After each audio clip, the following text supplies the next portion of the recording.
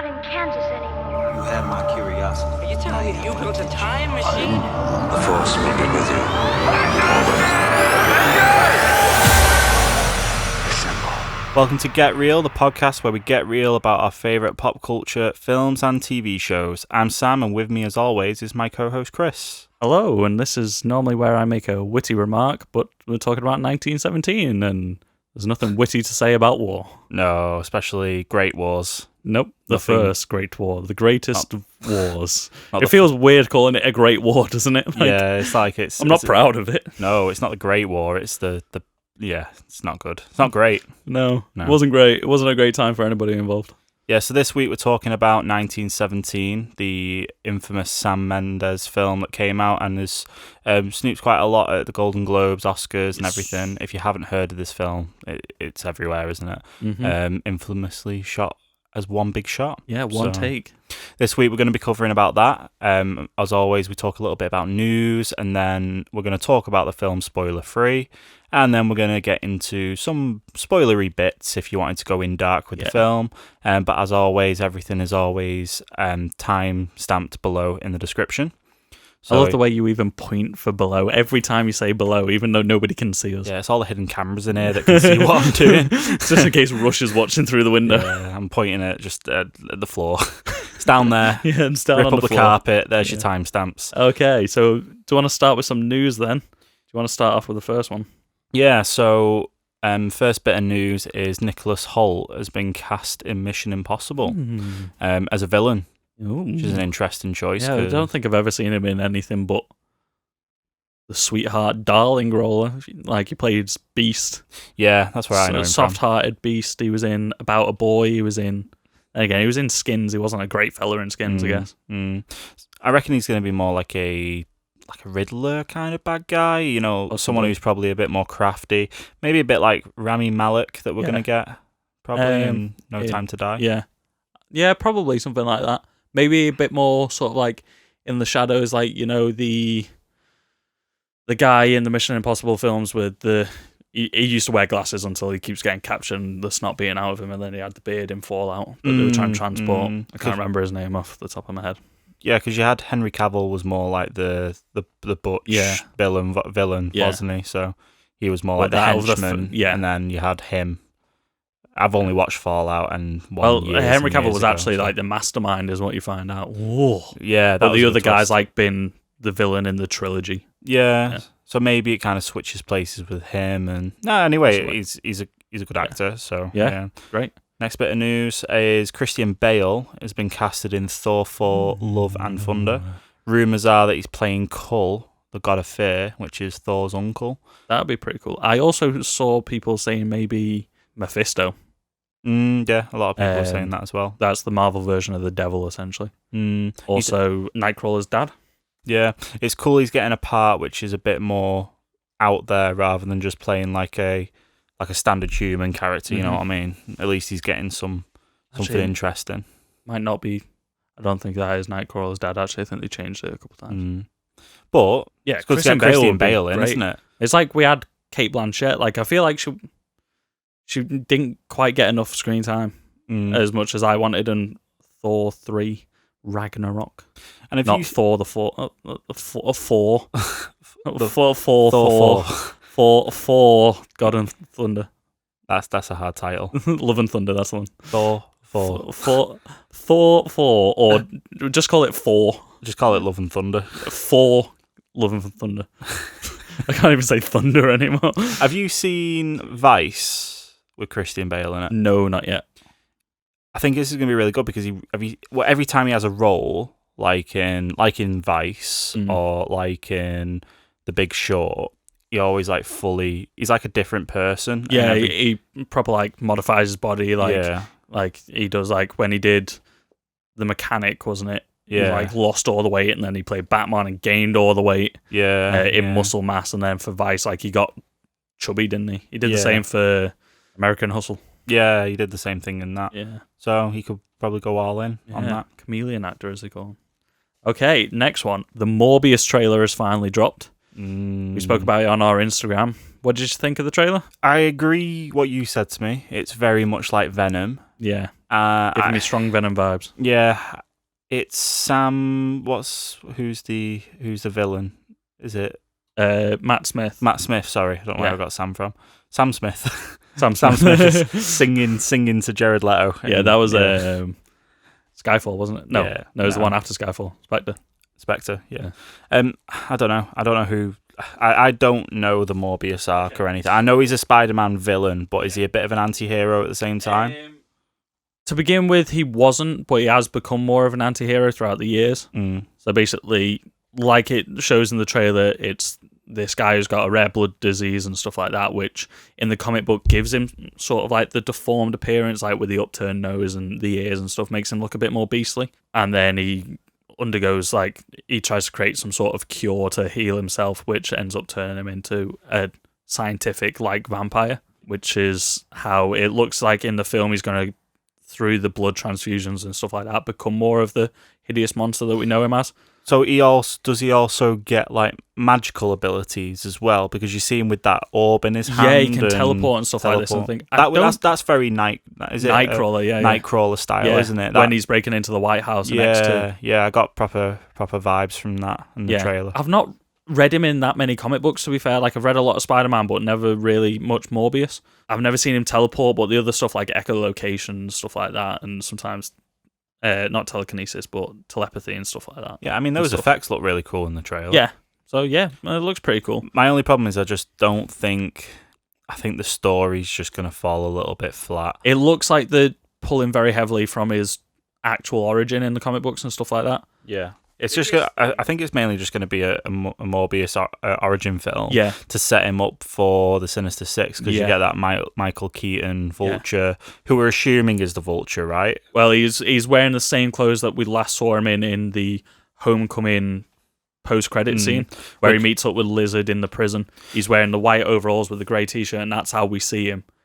In the trailer, which is what we're assuming is setting up that Tom Holland's Spider-Man is part of the same universe as what we get in for Venom. I think they're trying to pull in the Sony films into the MCU a bit more. Yeah, which is cool. Yeah. This could also be how we're going to get Blade in as well. Yeah, because is it Mahershala Ali's been... Yeah, Mahershala Ali. Yeah. He's been cast as Blade. I think it's 2022. They're predicting a Blade film, I believe. But in the comic book, so Blade is just a vampire hunter until he gets bitten by Morbius. But because Morbius isn't like a true vampire, he's like a scientific one, he gets a bite from him, which means that he gets all the powers of a vampire, but isn't a vampire. That's why Blade's able to go out in sunlight. So just to get this right, because in the trailer, he cuts his hand and holds it in front of that cave, and all the bats fly out, right? Yeah, he puts it against is like that the not cable him things. becoming a vampire, or is the vampire thing from his condition? No, he tries to cure his condition, so he transfuses his blood mixed with the vampire bat and stuff like that. Oh, okay. And that's how it happens. I think... So it's not a natural thing where that happens. No. So maybe that is because he... Yeah, I think when he cuts his hand and he puts it on like the cables, maybe it's like some like electronic thing, and it's like amplifying the blood maybe to get the bats out. But it goes like those cables go all across like the front of the cave, so maybe he's like trying to catch them or electrocute them or something to get some living samples, maybe because he says what he has to do isn't illegal, so maybe it's like protected, like endangered creature type thing, and he's having to capture a load and kill them to try and get the blood maybe. And then a couple of little Easter eggs from this as well is there's that poster of Spider-Man in the background, but it's not the Tom Holland one, it's a poster from Spider-Man 1 or 2 in it. So it's the Sam Raimi costume, but it's actually one of the Tobey Maguire costume from the PS4 game. It's a screenshot of the loading screen of that. Okay. But the more important thing is it's got murderer written across it, which at the end of Far From Home, obviously, J. Jonah Jameson, who is apparently on IMDb might be appearing in Morbius, he outs Peter Parker and says that he's murderer. So maybe it's something to do with that. It's weird how it's a different suit. Maybe that's just the street art like rendition of the costume, maybe. Yeah. And then a little fun fact is a lot of that's all filmed in Manchester. It is. Those street scenes. Yeah, right at the back of my head office. The subway scenes and stuff as well. Yeah. It's all our city. Woo! And then as another thing as well from the Morbius trailer, the shot we get of him full vampire. Yes. What do you think about how that? I think that it's looks straight out pretty the comic cool. book. It's straight out Yeah. of the comic book panel, isn't it? Yeah, So- pretty much, yeah. And I think there is a version of Morbius like later on where he's able to turn between the two versions. Like he looks more normal and then he looks more vampire. So I reckon that's going to be the version that we get so that Jared Leto doesn't need to wear prosthetics all the time. So how do you feel about it then? Positive that it looks like it's staying true to the character and it seems to be getting a lot of things right. We haven't really seen a villain in this film yet. It's going to be Matt Lucas's Matt Lucas? Smith. Not Matt Lucas. That'd be weird casting, wouldn't it? Matt Smith is playing another guy that has the same blood condition that turns like fully evil in the comic books. Oh, this is what I don't want from the film, though. I don't want a Venom fighting a Venom like we had in Venom, and I don't want a vampire fighting a vampire in Morbius. This is what I'm worried about. Like, he gets the same powers, but he looks completely different and everything in the comic books. Matt Smith looks like the wrong casting for how he looks in the comic books. Yeah. But I don't know if he's just working with the police, because I think he's a police officer as well. I don't know if he's working with them to track him down. That's what I'm worried about. Well, my expectations for this film just dropped a little bit. It seems really good until you bring the villain into it, which is the same problem that Venom had. It was really good until the villain. Yeah, for sure. Okay, the next thing we had that we got graced with was the Black Widow special look. Loads of new footage. Bit more about the story. We realised that Taskmaster, Taskmaster. Yeah, Taskmaster. Tasker making masks. Yeah. Or somebody has trained a new breed of Black Widows that seem like even more savage than the last. So she's trying to like reprimand herself for something, so she's teaming up with people that she used to know. But we get more of a look of Taskmaster. That's the main thing in this. Yeah, and David Harbour looks really good in this. Yeah, he does. Because we've not covered this at all on the podcast, because the trailer came out quite a while ago before we started doing it. Yeah. But him as Red Guardian, he looks ace. Is it Red Guardian? Pretty sure it's Red Guardian. Yeah, he looks ace.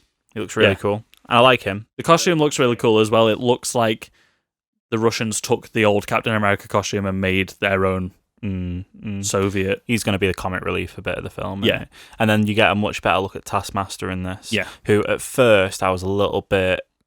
It looks better in motion, I think. Yeah, but it looks better now he's got the hood up and stuff as well. Because in the first trailer we got, you just saw a shot of him shooting a bow and arrow or whatever off with the no back hood. of it. Yeah, and he just looked like he was wearing a biking helmet or something, or a paintball mask or something. But he looks a lot better in this that you see. And you see him copying Black Widow's fighting styles as well, which is Taskmaster's ability. He can instantly analyze and replicate anybody's fighting style. Yeah, he's got the shield.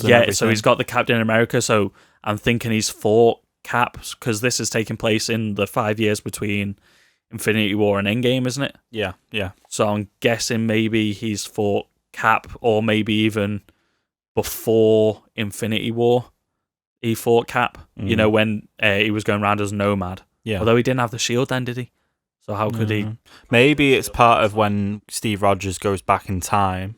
Possibly. Wibbly wobbly timey-wimey. Yeah, it could be part of that.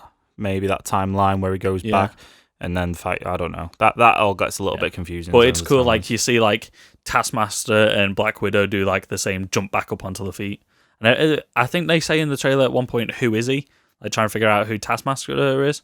But the leading theory before that was that Taskmaster was going to be Rachel Weisz. Rachel Weisz. Yeah. She's playing another Black Widow in the film. Ah, okay. So she's the one that sat around the table with Black Widow, my favorite thing in a superhero film is a Black Widow fighting another Black Widow. It's trying to bring the villain from her backstory type thing. That's probably what they're going for. Like something that's going to bring emotional weight to it, not necessarily. So we've got vampires versus vampires, Black Widows versus Black Widows.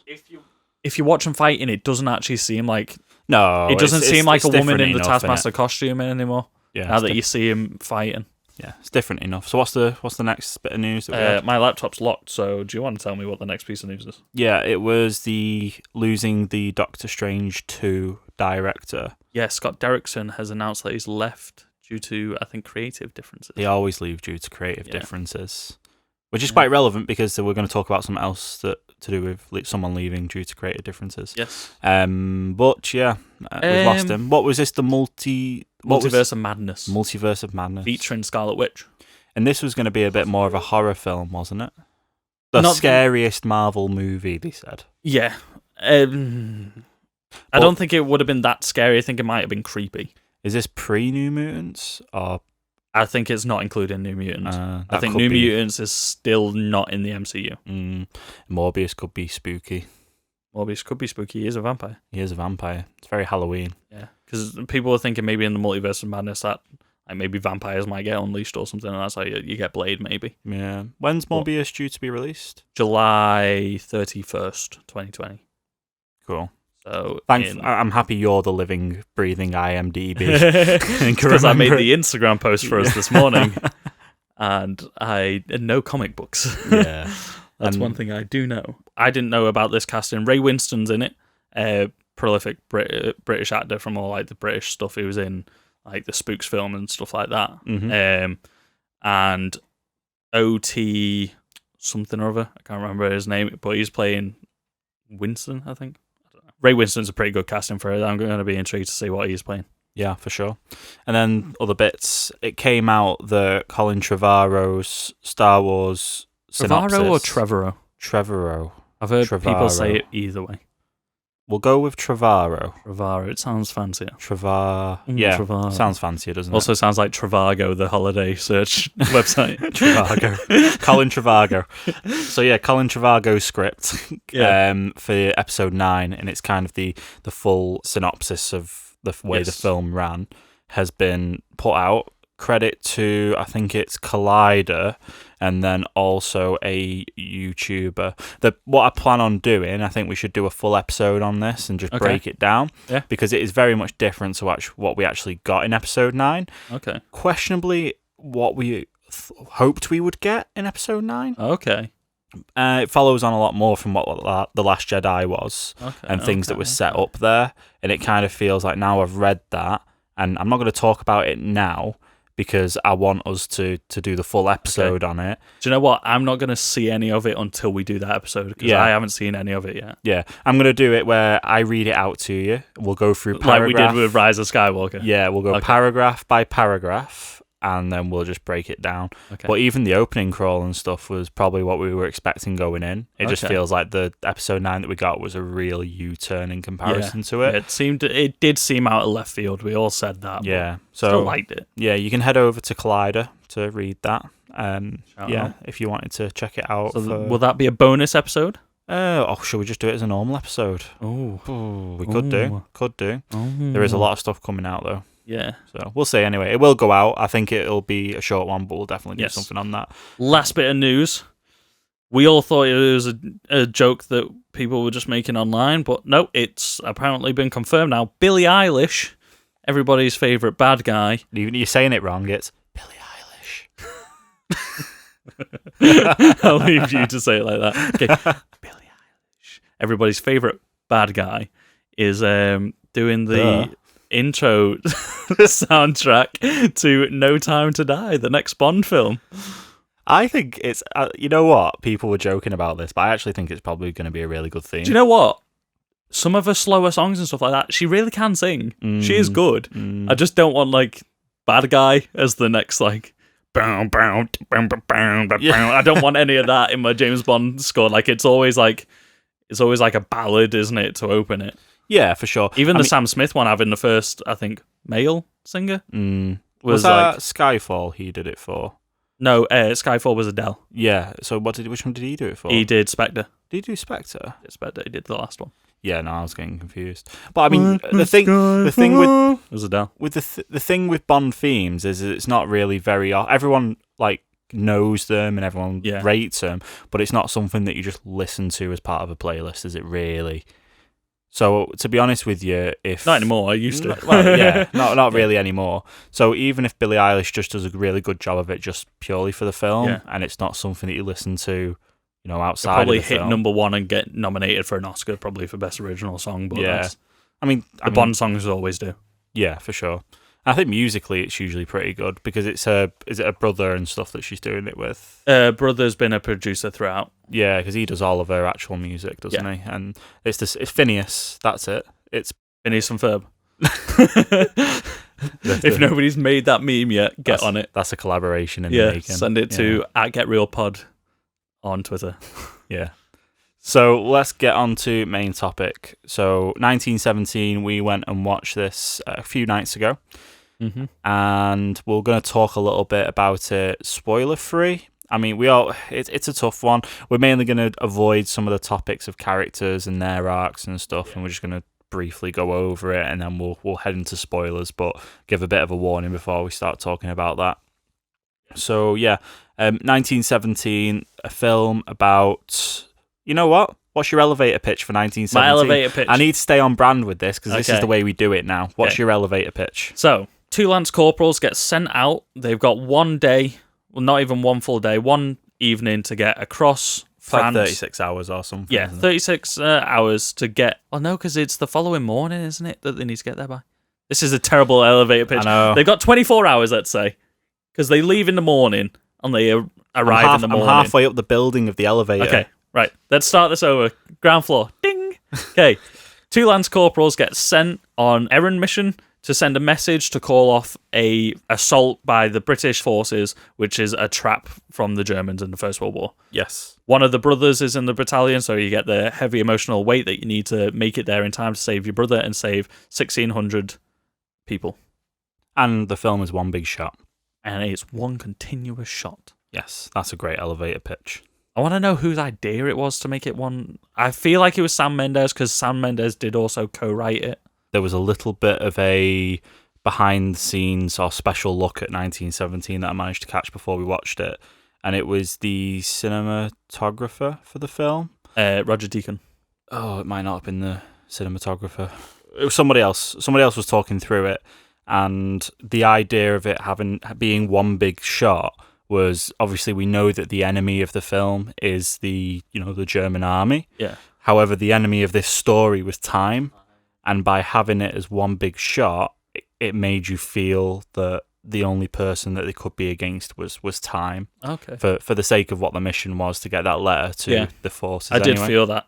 Like, Yeah. it being one continuous shot, like, really aligned you with the characters. It, like, really gave the whole story a sense of urgency, because you weren't able to pull away from any scene. You weren't able to pull away from any single moment. Yeah. So you were really in it. You felt like you were in the trenches with them. And we joked around when we were waiting for it to come on about how we're going to be able to tell when the shots are actually done, because realistically and practically this film isn't one shot. No. There's that many different sets and stuff, and it's basically cleverly edited to make it look that way. Mm-hmm. But we were joking that the camera will pan behind someone's shoulder and it'll go black for a second, and that's where there'll be a cut. Well, not so much black, but it'll go what have behind you. something. Yeah, and you don't really get a sense of that. There's a few moments. There's one really glaringly obvious one. Yeah, which passes time, though, doesn't it? Yeah. It does that to pass the time. Yeah. The other ones, you could tell when they were there if you were looking for them. Mm. But they did them sneakily, though. So it wasn't so much that it completely covered the screen, and that's what did it.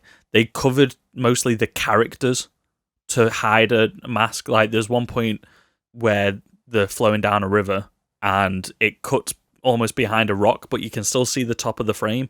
So that's how you can tell it's 2 different shots mixed together. They just cut the actors out essentially behind a rock so that you could get the follow-up take. Yeah. Which is pretty smart and stuff like that. Like, it'll go behind like a beam, and that's probably or when they transition from an exterior to an interior, and like it always goes quite dark before they go in, doesn't it? Mm. Because obviously, like, that's how the trenches were laid out. You had screens to keep stuff in and out of the stuff, and so no light escaped, so people couldn't air raid it and stuff. Yeah. So like they passed through a curtain, and the darkness of the curtain probably hid the cut. Mm. There was lots of parts of this film talking about like the camera movements where it would circle around the two guys when they're having a conversation on the journey that they're having, where the camera would pan to show the emotion of the faces and the reactions and stuff. It'll go from like that. following them to them walking towards camera. But it's just so like smooth, and it's like the camera doesn't really have any of those like really disjointed movement. It's all really, really the smoothly camera done. is always moving as well. Mm. Like, it's very rare that the camera stays still even for a second. Like, even if it's just pushing in or tracking out or, like you said, spinning around, Yeah. which really made you almost forget about the camera. Yeah. Because you're seeing the entire world in like 360. Yeah.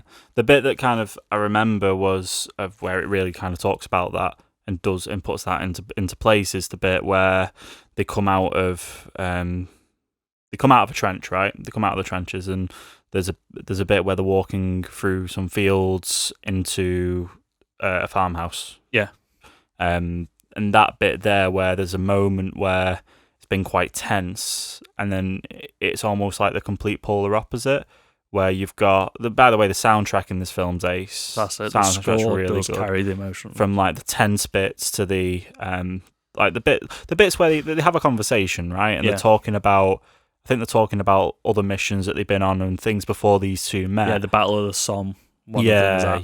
Lance Corporal Schofield was at at the Battle of the Somme, and they're talking about that.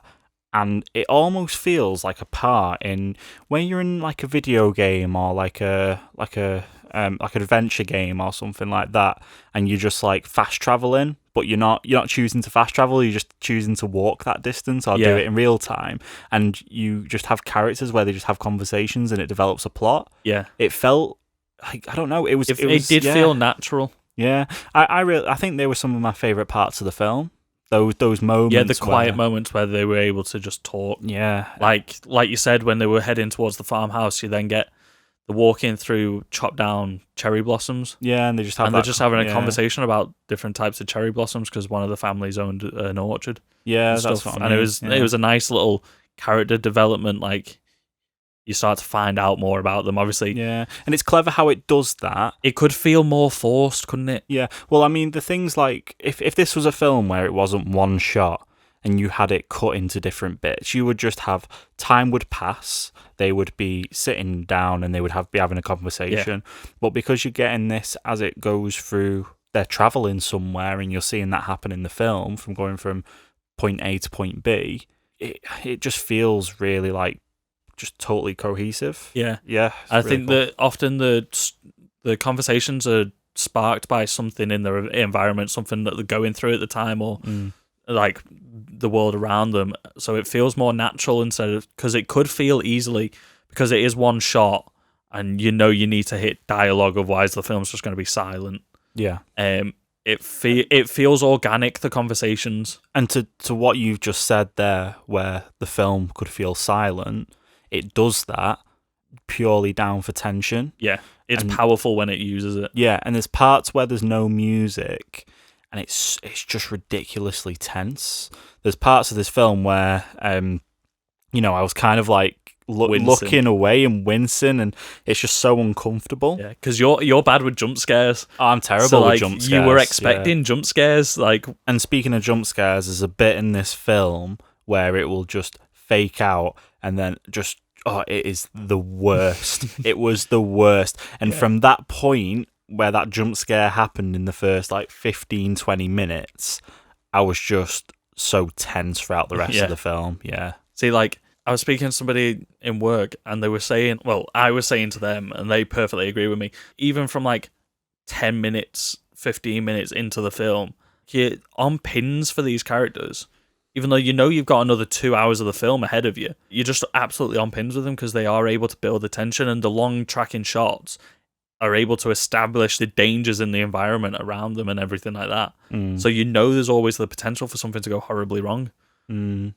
I was so curious about how this film would open. I was really curious of how you set up a film that is one shot. Yeah, the opening shot was what I was intrigued about. And that bit where it's only the opening, so they're both sat, the two characters are sat there, right? They've just woke they're up. asleep under... And then there's that shot where they walk from where they are near a tree and it's all a bit foresty. Yeah. And then they're walking through the camp and then into the trenches. And there's just hundreds of actors and stuff at the sides and behind. And it's, it really get a feel for that throughout the film, don't you? Yeah, props to, obviously, the two lead actors. I've got the names here. We've got Dean Charles Chapman, which is Lance Corporal Blake, whose brother is in the 2nd Battalion that they need to go help. And then there's George McKay, which is Lance Corporal Schofield. I'll have a look in a bit what they've both been in previously because I recognise them both, but they are relatively unknowns, and I think that does this film great because you're not expecting anything from them, and they're able to carry it so well, but you're also not distracted by them being big names. Like when there were big name actors in it, because a lot of the film is just these two on their own. Yeah. When the like big name actors were in it, it was almost a bit distracting. Like, yeah, it does take you there's out a Mark little Strong, bit. there's Benedict Colin Cumberbatch. Firth, Benedict Cumberbatch. Richard Madden. Yeah, Richard Madden didn't pull me out as much. Mm. He's not in it that much, and he's like I'm saying, he's not so iconic. Like, you know what I mean? Like, I can still lose him in a role, whereas Colin Firth, whenever I see him, I think Colin Firth. I have the same effect with Tom Cruise. Like, you think of Tom Cruise, not the character that he's playing. Sam just hit his face on the microphone. That's what that noise was. My glasses hitting the pop shield of the microphone.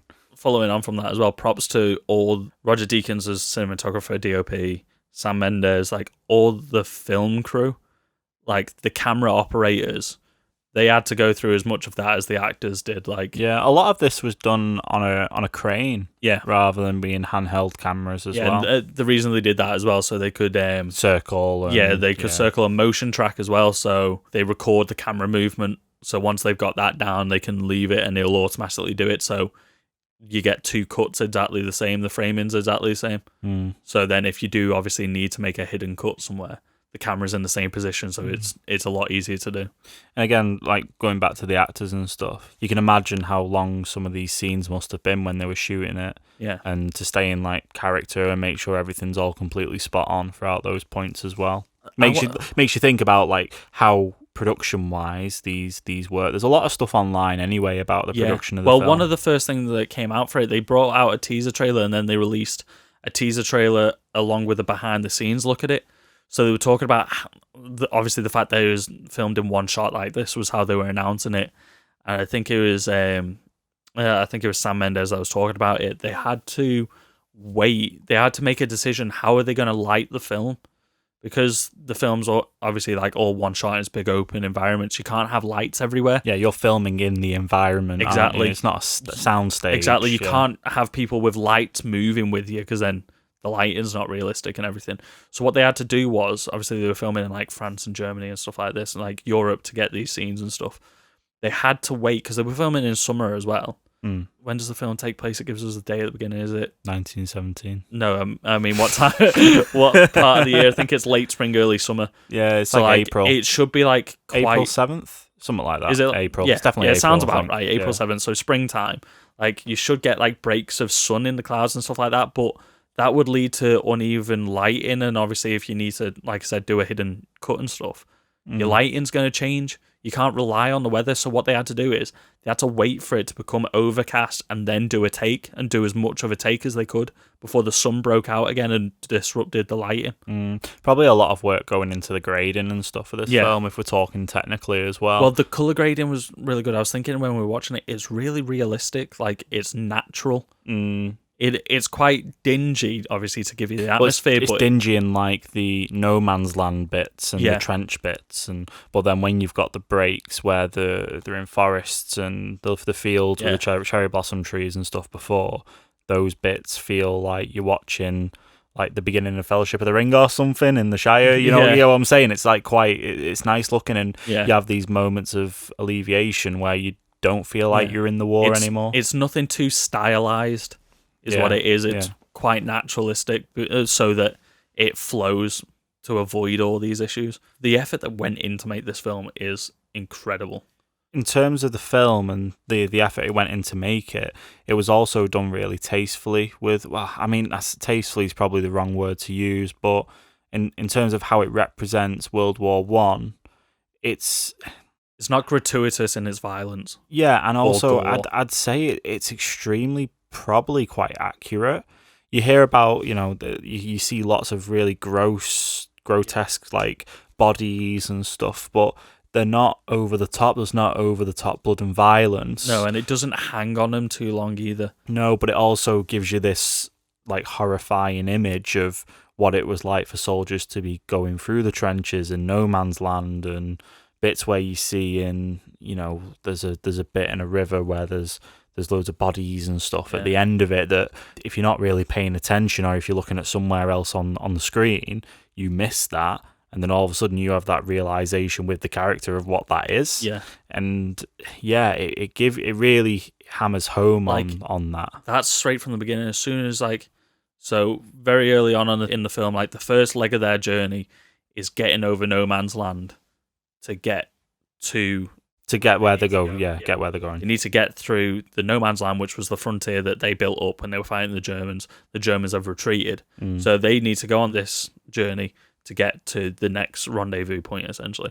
So they need to go through no man's land, and like, if you're not looking, you'll miss a lot of like the hidden violence and gore and stuff like that. It's a quiet, somber scene, like it's no man's land. The camera will just pan over a mound of dirt or something, but if you're looking, like there's parts of bodies sticking out and like things that have been there for a while. So there's like decaying horses and bodies and stuff like that, and like it is horrific, but that also gives you an idea of how long the battles would go on for as well. Yeah. That it would just be literally this deadlock of two sides that can't get over each other's side of the trenches. Yeah. And you just see all this time and stuff in between of like you said, like half rotten corpses and, you know, carcasses and stuff like that. It's not all like fresh stuff. It's been going on for ages. So, and it is horrific, but it doesn't glorify it in any way. No, you don't see it happening. You just see the aftermath. Exactly, and I think that makes it more horrific. Is like the fact that it's just sort of left there, and the fact that they're not drawing attention to it, like puts you in the place of like they're seeing all these things. They understand the real threat that like clearly happened around them and stuff, but they just need to carry on. Like you can't stop to linger on anything like that with the camera. You just carry on as well. Yeah. So we could probably jump onto the more spoilery bits and talk about some of the things that actually happen in the film now, just to cover it off. Yeah. So at this point now, if you've not watched the film or anything like that, you could probably just skip to the end. Or if you have watched it, stick around and listen now. So at this point, we're talking spoilers. So if you're going dark on the film, stop listening now. Spoilers. So the big twist happens there's a big twist that happens really early on in this film where Lance Corporal Blake gets stabbed by that fighter pilot. Yeah, I think that's like the halfway point of the film. Yeah, but it feels really early on you know, and it's right after a bit where you think that Schofield's going to get outed because of the bomb going off in the German trenches and stuff. Yeah, so before that, like, Schofield's injured twice and then nearly gets hit by a plane. So like in the back of your head, like it's setting up that you think this is the guy that's in danger, and the other guy, Blake, seems to just be getting away with everything. Like it's Blake's mission, and he's dragged Schofield along reluctantly, and Schofield's like nearly dying multiple times. Yeah, and then sticks his hand in that corpse after he cuts it open. That was like the worst part of the film for me. Like we said, like there's all this gore and stuff like that, and like there are half rotten bodies and stuff. So a plane goes over, so they jump into a trench to sort of hide from it. Schofield's just cut his hand open on barbed wire, and it's still an open wound. And Blake nudges him, and his hand goes into like this open wound cavity on this rotting corpse.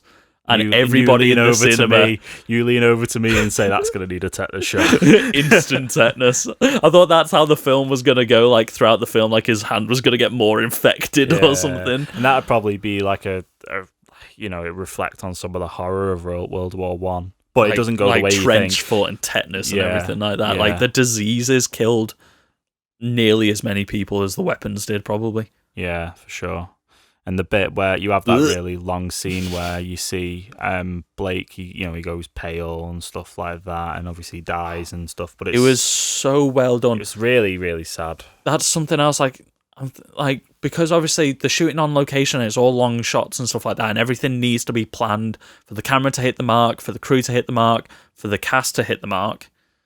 Like that, you could feel how well rehearsed that was because it's one shot. There's no edits in from the moment that you turn around and it's revealed that he's been stabbed. So just to say up, a plane crashes. There's a dogfight, and the German plane goes down, but nearly crashes into the barn that they're both stood in. So they manage to just get out of it, and then they try to save this German fella's life. But then he ends up... But he turns away and you don't see what happens. You're following Schofield getting water and you just see this dirty, disgusting coloured water as like they're trying to save this fella's life, and then you just hear them all kicking off, don't you? Yeah. You turn around and he's been stabbed through the gut. Yeah. And that's sad. That's that bit. And I think because the film does all that just before we've got the human building of them with the stories and stuff, and he's talking about the orchard at home. You literally just found out a lot more about his family.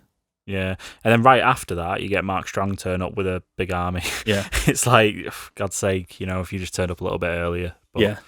Well, that's the thing. They saw the plane go down, and that's what drew them to it, but they just weren't quick enough. And you get that some of Schofield's frustration with that as well, which is, Schofield even said, he was like, leave him. Like, at the end of the day, he's the enemy.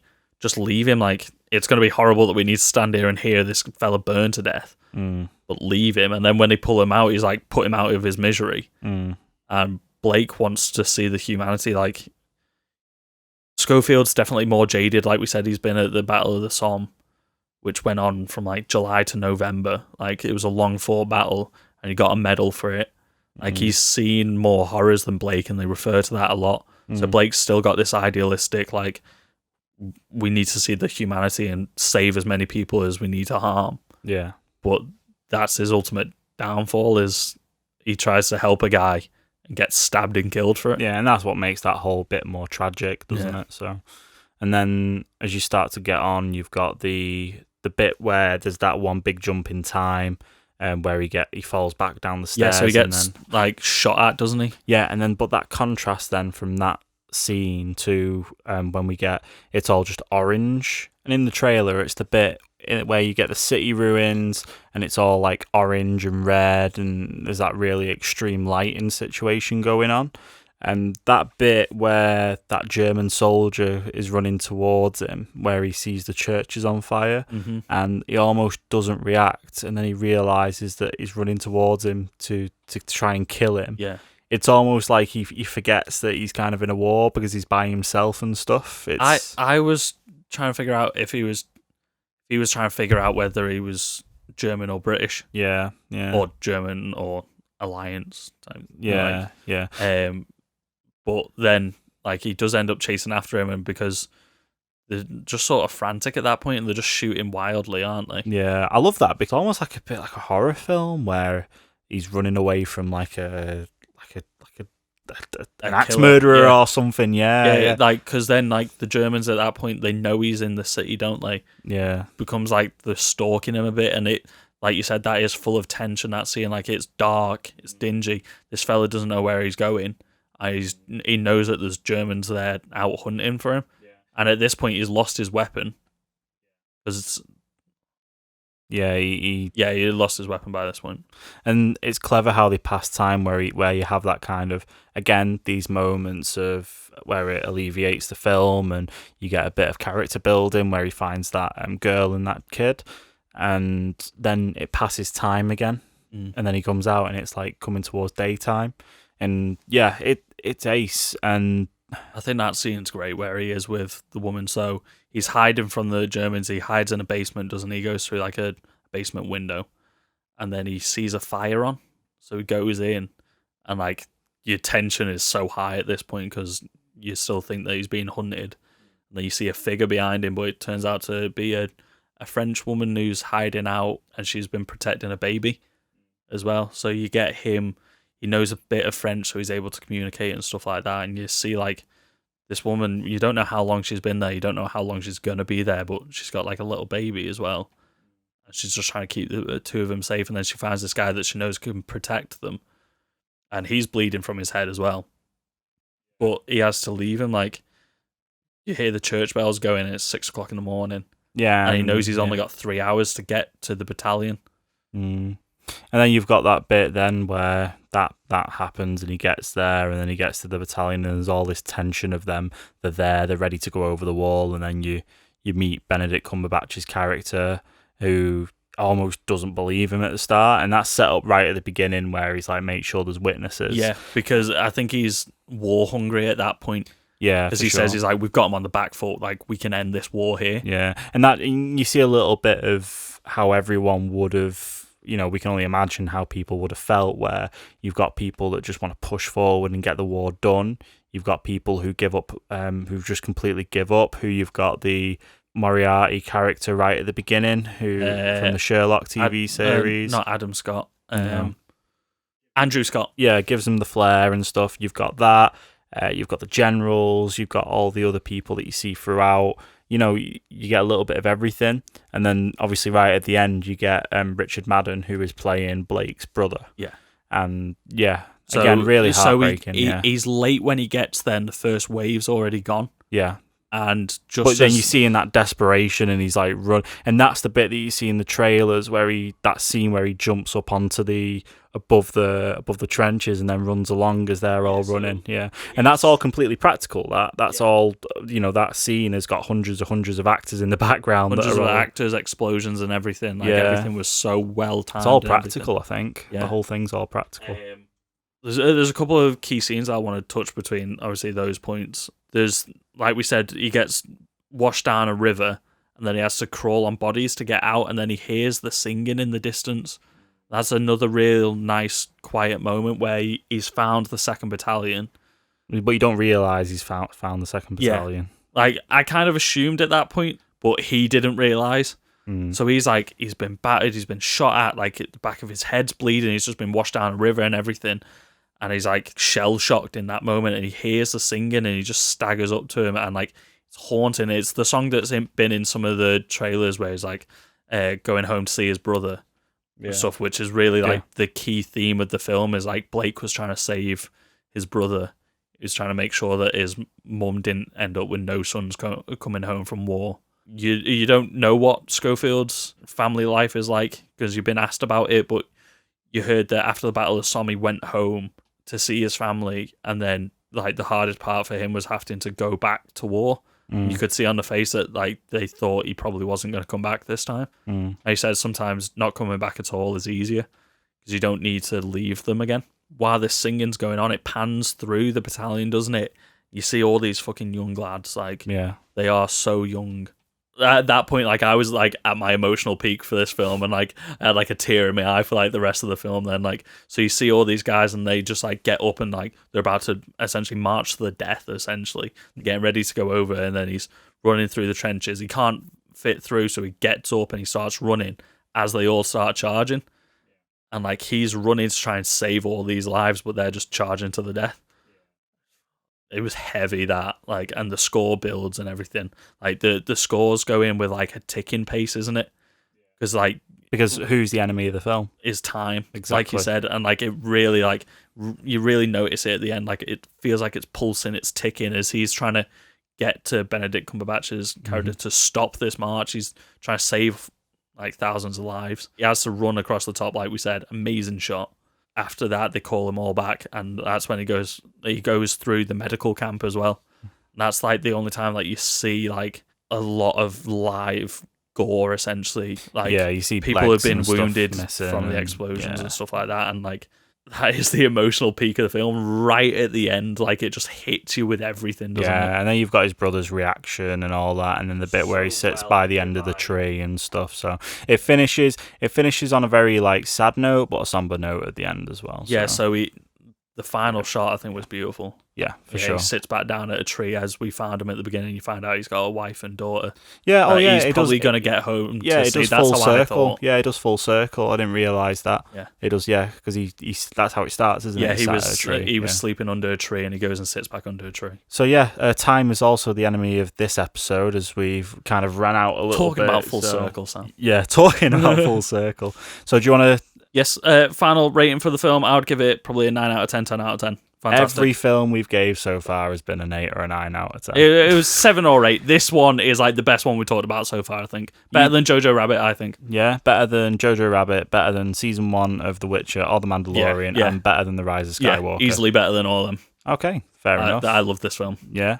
I'd say it's definitely up there. I think when we did the Golden Globes episode last week, I can now really appreciate why it won a lot of them. It won Best Picture drama, didn't it? I can definitely appreciate that. Yeah, fantastic. So you can find us on Facebook, Instagram, and Twitter at GetRealPod. And our email address is getrealpoduk@gmail.com. Yes. Stumbled over that then. Send us your ideas for other films to cover, what you thought of 1917. Stay tuned to the Instagram to find out when everything's going live. And that is REEL. Get Real, REEL. And be sure to leave us a rating and review on Apple Podcasts, Spotify, Stitcher, wherever you can listen to us. Everywhere is now working fine. I've been hard at work making sure that Excellent. all of our podcast listening sites are working okay and all up to date. So leaving a review really helps us get there on the charts, helps more people find us and listen to these episodes. And then a final thank you to madeby.mj on Instagram for our new branding, which makes us look a lot more professional than we actually are. It looks so much better than the awful stuff I did. It got did a professional the job. on it. It did the job. So yeah, that's pretty much everything. Thanks again for listening, and we'll see you next time. Thank you.